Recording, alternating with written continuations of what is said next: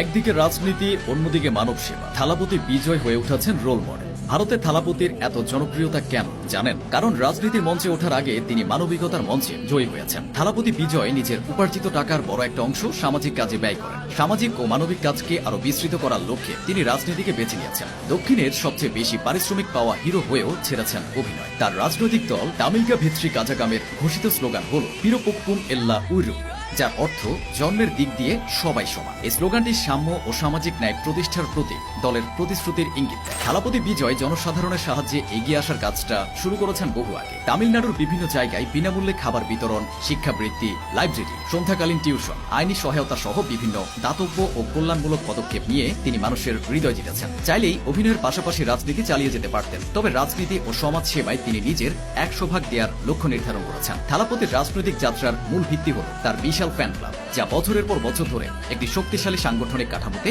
পরিণত হয়েছে। 2000-এর দশকের শুরু থেকে এই ফ্যান ক্লাবগুলো সংগঠিত হতে শুরু করে। 2009 সালের 26 জুলাই পুদুকোট্টায় এই উদ্যোগটি বিজয় মাক্কাল ইয়াক্কাম তথা VMI নামের একটি জনকল্যাণমূলক সংস্থা হিসেবে